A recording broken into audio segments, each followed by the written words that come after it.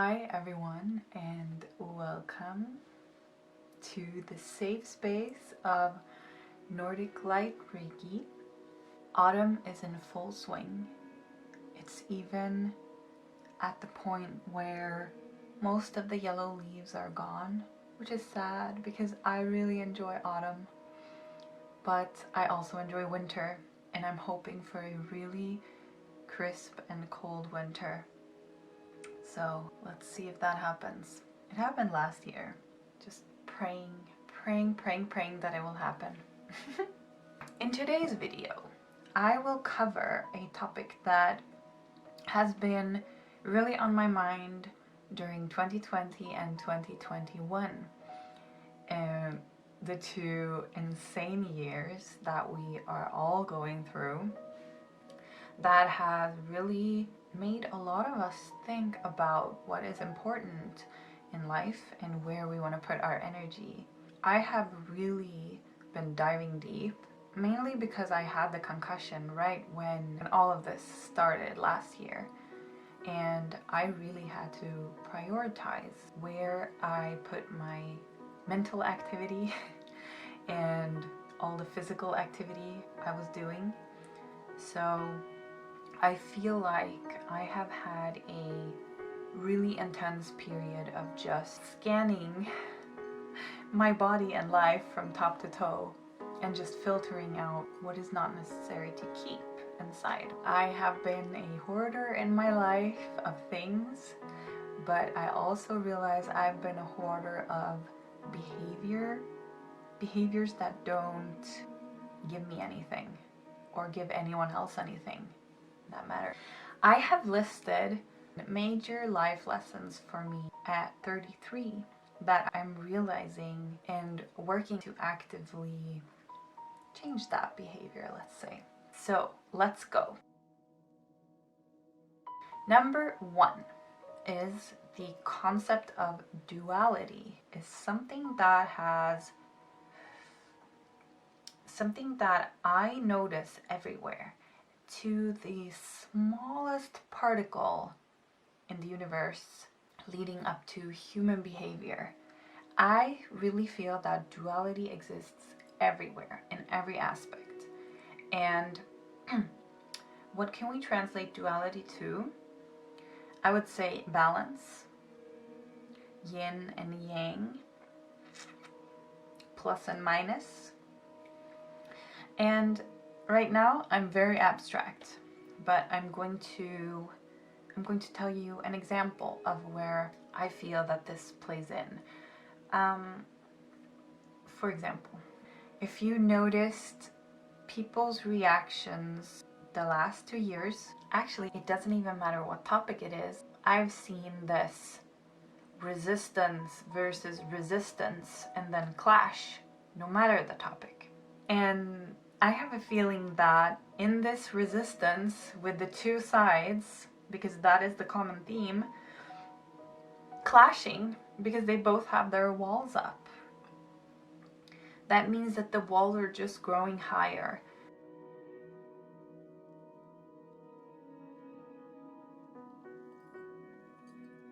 Meet a fist with another fist, there will be tension.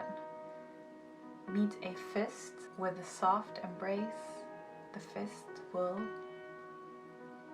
soften up slowly.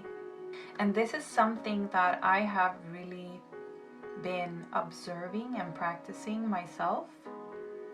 Of course, in the past, I have had situations where I've been the one building up the wall and just meeting things and situations with resistance. But I've noticed if I take a step back and soften up, then I won't be feeling as big of a reaction to the tension. And I notice that if I soften up to the situation or the comment or whatever comes my way with this piercing, harsh resistance, and if I soften up, the tension within me will dissolve, and this situation that is coming at me will also solve itself, because now it's the duality in the situation that is in motion. We create another type of motion when two walls are meeting, but it feels like it stops there. It's a life lesson for me, and it's an important one, because you know the cliche that love conquers all. Well, that's basically my aha moment, but softening up conquers all.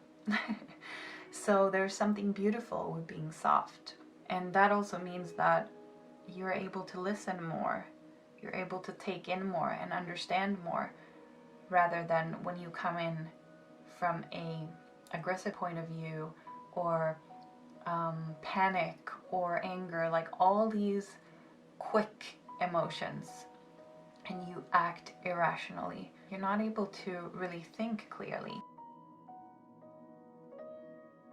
Number 2 that I've learned is that my open mind is okay. It's okay not to have strong opinions on everything. Isn't that beautiful? Now, I'm not saying don't have an opinion, because some people are really made and designed to have opinions, and that's what brings them forward. They're really meant to embrace the mental activity, and some people are just really good at that. But I know for myself that I'm not meant to use my brain as actively. I'm more of a feeler. And of course, I'm not saying not to use my brain. Of course I use my brain. But I've learned that I cannot always solve problems with my brain. That's also one part where the resistance thing comes in. Because, when we really think and we can't come up with a solution, and we try to think even more, we're not getting anywhere. Sometimes you just have to take a step back and go do something else, and maybe let it simmer for a few hours, or even weeks, or even months. That's the thing with this instant culture that we live in, that some people take longer to form opinions or solutions to things, and some people are really quick. And I think we need to embrace all of the different ways that you can come to a conclusion. Super important. Also, I feel like throughout my whole life, I have really enjoyed the psychological perspective of putting myself in other people's shoes. So my open mind, I feel, leads me to exciting roads where I get to try to understand people from different points of views. I always felt like my curiosity is one of my strengths, and I really have started embracing that I am one of those people, the slower people, that like to see how other people came to their conclusions, and then maybe I can form my conclusion based on that, or maybe not.